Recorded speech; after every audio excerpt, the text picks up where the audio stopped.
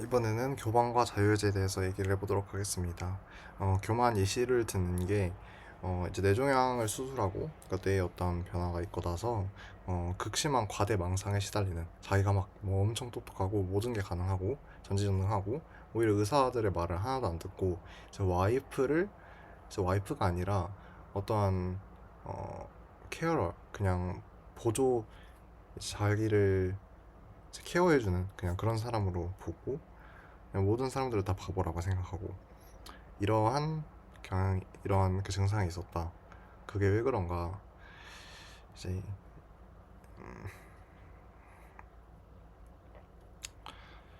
에 대한 얘기입니다. 그래서 자기 신뢰 같은 경우, 그러니까 자기가 자기애를 가지는 거는 좋죠. 근데 이게 왜 과한가?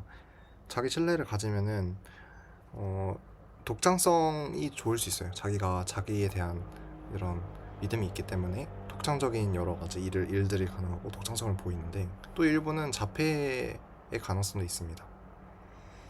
남들에 대한 그 사회적인 커넥션을 신경을 안 쓰게 되는 이런 자긍심 같은 경우는, 좀 진정한 자긍심은 성취에 대한 자긍심은 되게 좋은데, 만약에 자기애적인 오만한 자긍심 같은 경우에는, 자기애적인 그냥 별 이유 없이 자신을 그냥 너무 사랑해버리는 자긍심은 문제가 될 수 있다. 자존감은 자기애가 아니에요. 근데 자존감과 자기애는 다른데, 어,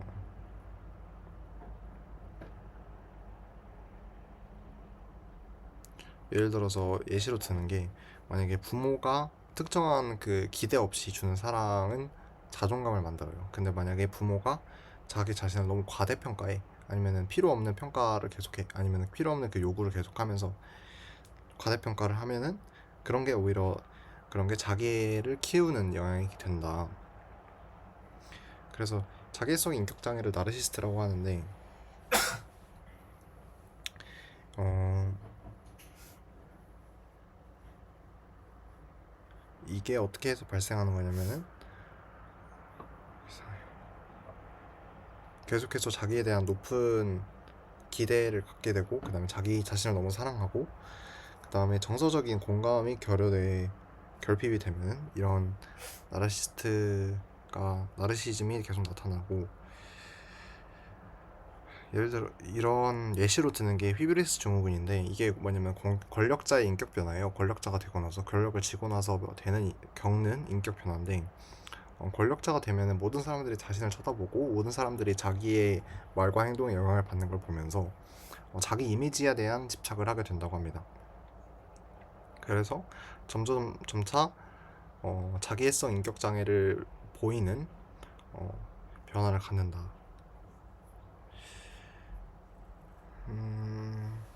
그리고 과대망상 같은 경우에는 조현병 환자의 50%, 그 다음에 양극성 장애의 3분의 2가, 이런 장애를 갖는 사람들의 3분의 여러 퍼센테이지가 과대망상을 겪는데, 이게 왜 그러냐면은 한 가지 보호기제로서 작용을 해서, 자기가 실제로는 자기 기대치에 못 미치더라도 어떠한 보호기제로서 정체성을 제공을 하는 거죠. 과대망상하는 게, 이게 우리가 뇌는 하나의 예측 시스템이어가지고, 우리가 생각하는 나와 현실의 나를 계속해서 비교를 하면서 그 예측치의 격차를 줄이려고 노력을 하는데, 근데 이 격차를 줄이려고 하는 시스템이 고장을 나게 되면은 이게 우측 전전두피질에 위치해 있다고 하는데, 이게 고장이 나게 되면은 이런 격차를 줄이지 않고 그냥 계속해서 망상을 하는 거죠. 계속 이상적인 나를 계속 상상을 하고, 음,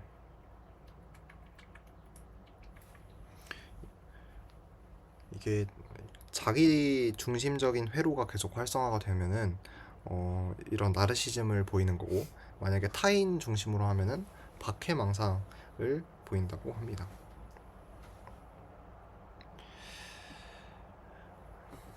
그래서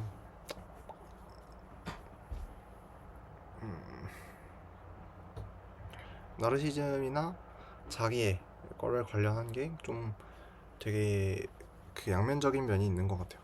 당연히 자기 자신을 사랑하고 자기 자신을 사랑하고 이렇게 자기 자신을 우선적으로 생각하는 건 당연히 맞다 생각하면서도 오히려 이렇게 나르시즘처럼 너무 자기만 생각하고 타인에 대한 커넥션은 중요하지 않다고 생각하고 타인에 대한 존중이나 이런 생각을 하지 않는 것은 문제가 될 수 있겠죠. 이제 다음 챕터는 자유의지인데 우리가 이런 범죄를 그러니까 죄악을 저지르는 게 자유의지인가 아니면은 우리가 태어나면서부터 결정되는 어쩔 수 없는 그냥 환경의 산물인가 이런 얘기입니다. 이제 이런 그 예시로 막 납치를 하고 사살을 한 엄청나게 흉악 범죄자가 있어. 근데 사실 그 사람의 환경이나 그 주변 사람들의 말들을 들어보면은 정말 어쩔 수가 없었던 환경인 경우, 부모가 알코올 중독이거나 아니면은 그 어려서부터 폭력, 성적인 학대를 받았다거나 아니면은 강간을 어려서부터 받았다던가. 그러니까 진짜 누가 보기에도 어쩔 수밖에 없는 환경이었어. 근데 그럴 경우에 어떻게 판단을 해야 된다는 거죠. 이게 자유의지로 저질러진 범죄인가 아니면은 환경에 의한 어쩔 수 없는 것인가. 예를 들어 이런 실험을 많이 들어봤는데 우리가 어떤 실험을 했어요. 사회적 그 심리 실험을 하고 어떤 그 선택을 했어요. 근데 선택 전에 뇌의 특정한 부분을 자극을 시켜가지고 특정한 선택을 하도록 강제를 했어요.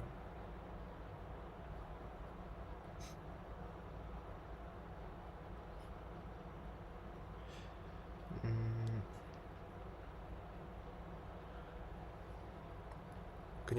그니까 그 실험자가 비실험자가 그 한 선택은 사실 자유의지가 아니라 전극에 의한 그 자극에 의한 선택이었는데 그거를 왜 했냐고 물어보면은 그냥 이야기를 꾸며가지고 한다는 거예요. 그 자유의지에 대한 좀 부정에 해당하는 얘기인 거죠. 자유의지가 우리가 생각하기에는 우리 스스로 뭔가 자유롭게 행동할 수 있다고 생각하지만 우리가 어느 정도 뇌의 구조나 이런 유전에 의해서 정해지는 부분이 굉장히 많다. 자유의지는 실제로 존재하지 않는다. 라는 얘기를 하는 거죠. 그래서 현대적인 이런 트렌드는 이런 죄를 자유의지를 좀 부정을 하고 좀 아픔으로써 치료를 하기 위해서 좀 분류를 하는 경향이 많다고 합니다. 음, 여러 가지 이제 그 파가 있는데 그냥 환경에 의해서 어쩔 수 없이 100%로 다 결정이 된다.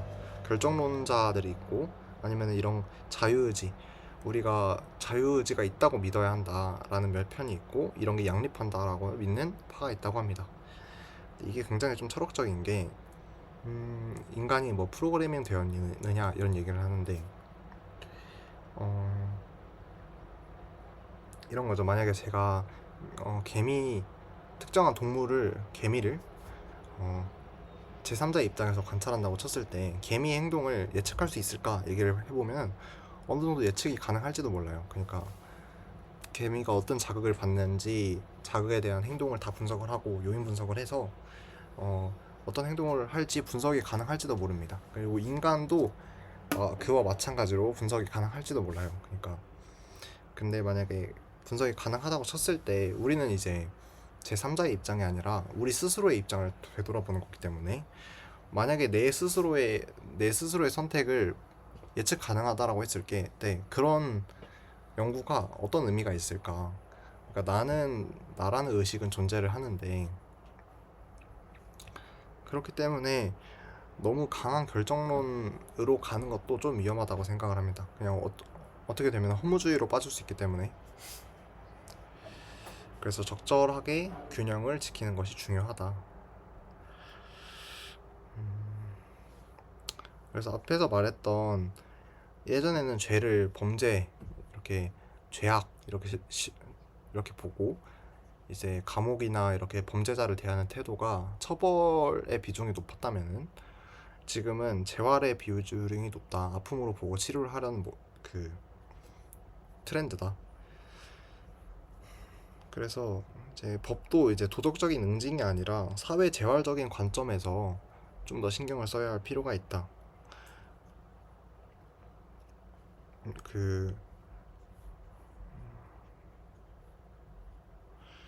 그렇다면 종교는 왜 이렇게 이런 죄악에 대해서 이렇게 큰 피드백을 주는가? 계속 예를 들어서 성욕이나 앞에서 얘기했던 교만, 탐욕 같은 것도 사회 시스템적으로는 큰 문제가 되지 않은데 종교적인 종교에서는 굉장히 많은 그런 비판을 하고 있고, 그게 어떤 역할을 하는가 하면은 종교는 사후 처벌에 대한 협박이 있고 이런 종교적인 협박이 있기 때문에 오히려 그런 관점에서 이런 죄악들을 억제시켜서 개인의 행복을 좀 더 극대화시키는 방향을 취하고 있다. 그래서 사회 시스템적으로는 종교가 그러니까 팩트는 아니라도, 그러니까 엄밀히 따지고 보면은 맞지 않더라도 사회 시스템적으로는 굉장히 안정화시키는 역할을 할 수가 있다라고 얘기를 합니다.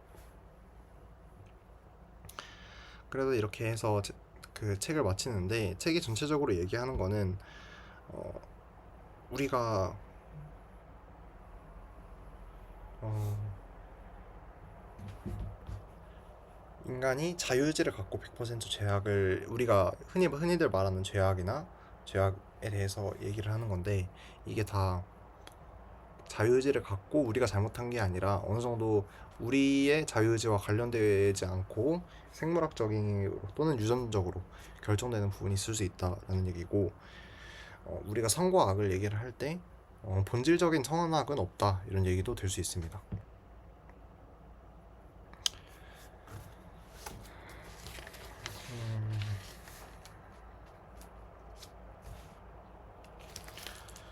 그래서 이제 7가지 죄악을 나눈 거는 사실 조금 그 임의적이긴 하죠. 그냥 유명한 죄악들을 다 하나씩 짚어본 거고, 사실 모든 게 다 그 생물학적인 근거가 그렇게 완벽하진 않더라도 이런 작가의 견해 자체는 충분히 고려할 만한 거죠. 하다고 생각합니다.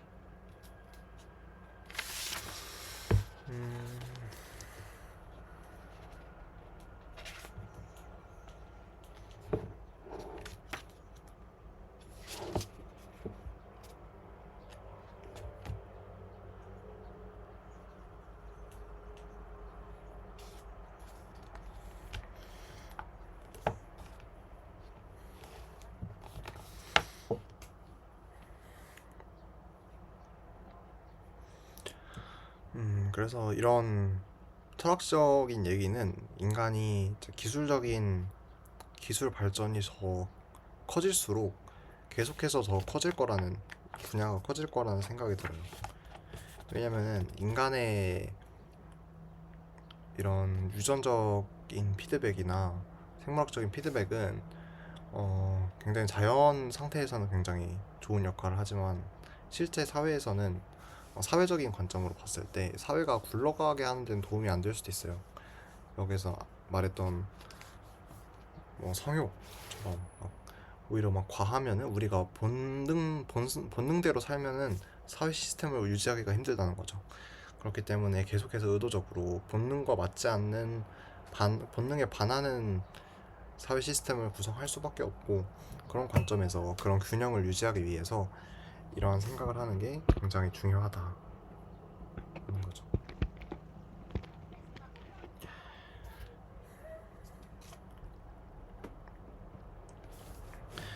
다음 책은 범죄에 대해서 다루는 걸로 알고 있는데, 이제 과거의 범죄자를 굉장히 세게 페널티를 줬다고 해요. 그러니까 엄청나게 범죄 자체를 경악시하고 범죄한 사람을 전혀 공감하려고 하지 않고 완전 처벌에 집중을 했다면 현대의 범죄는 어떻게 다뤄지고 있는지에 대해서 얘기를 합니다. 그것도 이 책과 굉장히 비슷한 거죠. 그래서 이제 이번 일복 괴물이 사는 마음은 여기까지 마무리를 하도록 하겠습니다.